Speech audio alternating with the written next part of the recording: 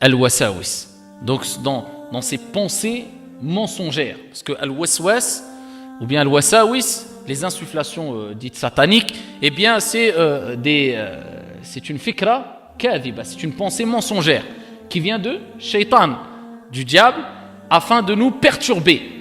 Et cela, ces insufflations, ces instigations peuvent toucher plusieurs domaines, et particulièrement les actes d'adoration, et plusieurs domaines de notre vie.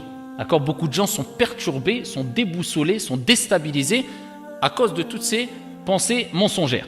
Alors la première des choses, il faut savoir que ces pensées mensongères, parce que c'est des pensées mensongères, et déjà quand tu prends conscience que c'est une pensée mensongère, al-wasawis, ces insufflations sataniques, ces troubles que tu as, ces choses qui te dérangent, déjà c'est déjà un premier pas vers la guérison. Parce que tu dis que c'est une pensée mensongère, c'est un mensonge. Deuxième des choses, prends en considération que ça vient de shaitan, du diable, qui veut te perturber. Troisième des choses, en général, les pensées mensongères touchent les gens de foi, ahlul iman, et ne touchent pas les maisons détruites, c'est-à-dire ceux qui ont un cœur vide ou détruit. Et c'est pour ça qu'en général, c'est des gens qui avancent dans la religion, ils sentent que leur foi augmente, et c'est à ce moment-là que leur vient le wasawis, alors qu'ils se disent: avant, quand j'étais loin de la religion, je n'avais pas toutes ces pensées mauvaises, mensongères, qui me perturbaient. Comment ça se fait que maintenant je les ai? C'est un bon signe, parce que al-wasawis touche les gens de foi. La preuve en est plusieurs hadiths. Parmi ces hadiths, le hadith où des compagnons se sont plaints au prophète alayhi salatu wassalam de ces pensées mensongères.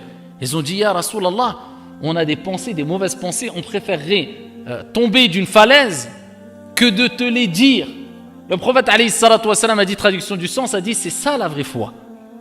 Et dans une version, le prophète alayhi salatu wassalam, il a dit: est-ce que vous les éprouvez, c'est-à-dire vous les combattez, vous ne les appréciez pas? Ils ont dit oui. Le prophète alayhi salatu wassalam a rappelé que c'est ça la foi, al-iman. Parce que le prophète alayhi salatu wassalam a rappelé que al-mujahidu man jahada nafsah. Le combattant, c'est celui qui combat son âme. Et donc la personne, si elle n'aime pas ses pensées, eh bien ici elle ne les apprécie pas, elle cherche à savoir comment s'en débarrasser, c'est qu'elle est en train de les combattre. Et donc celui-là est considéré comme, le prophète alayhi salatu wassalam a dit, un combattant. Il combat son âme instigatrice au mal. Et dans un autre hadith, le prophète alayhi salatu wassalam a rappelé que celui qui a ses pensées, qu'il dise amantu billah, je crois en Dieu.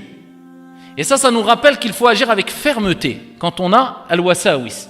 Et quand tu agis avec fermeté, eh bien c'est un des moyens qui te permet de sortir de al-wasawis, ces pensées mensongères, ces obsessions qui te perturbent. Sois ferme et dis amantu billah, je crois en Allah.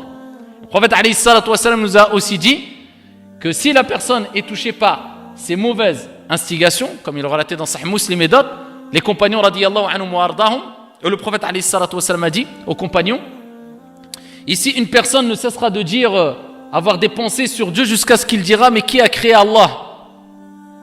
Et le prophète alayhi salatu wassalam a dit: si l'un d'entre vous en arrive là, qu'il cherche refuge auprès d'Allah jalla wa ala contre shaitan, qu'il dise a'udhu billahi minash shaitanir rajim. Ça c'est encore un moyen. Donc sois ferme, dis amantu billah, je crois en Allah, et dis a'udhu billahi minash shaitanir rajim. Tu cherches protection auprès d'Allah jalla wa ala contre shaitan, et tu dois être ferme. Et dis-toi, c'est des pensées mensongères.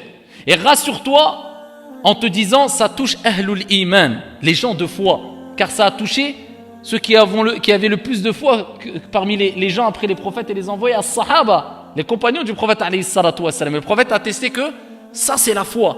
Quand tu les as, tu ne les apprécies pas et tu les rejettes intérieurement et extérieurement. De plus, le prophète alayhi salatu wassalam dans Sahih Muslim, il dit: Allah jalla wa ala a pardonné à ma communauté, inna Allah tajawaza an ummati. Il a pardonné à ma communauté les mauvaises pensées, tant qu'il ne les concrétise pas ici par la parole ou les actions. Donc à partir du moment où ces pensées-là, tu ne les concrétises pas, ces mauvaises pensées, par la parole, tu ne les agrées pas, tu n'agrées pas ces pensées mauvaises à travers la parole ou à travers les actions, et tu les rejettes, eh bien Allah t'a pardonné, ceci est pardonné, il n'y a aucun problème à cela. Parmi les moyens aussi de combattre ces mauvaises pensées, il y a le hadith où le prophète alayhi afdalu salatu wa askat taslim nous a dit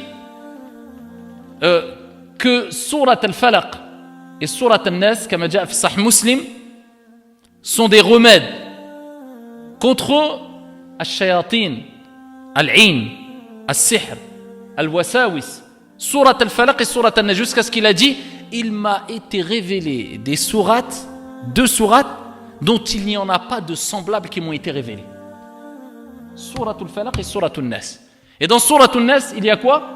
Qul a'udhu bi rabbin nas, tu t'en remets à Allah azza wa jalla, Seigneur des hommes, Malikin nas, le roi des hommes, Ilahin nas, min sharri al-waswas al-khannas, contre le mal ici de qui? Al-khannas, c'est shaitan, parce que yakhnis, il vient, il insuffle le mal, il pousse au mal et il prend la fuite. Voilà pourquoi on dit min sharri al-waswas al-khannas, il t'insuffle al-waswas, des mauvaises pensées.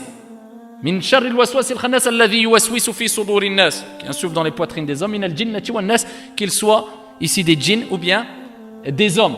Donc il faut multiplier surat al-falaq et surat al-nas. Il faut occuper son esprit avec des choses concrètes, parce qu'en général c'est ceux qui ne font rien de leur journée ou qui perdent leur temps avec des choses futiles qui tombent dans le wasawis aussi.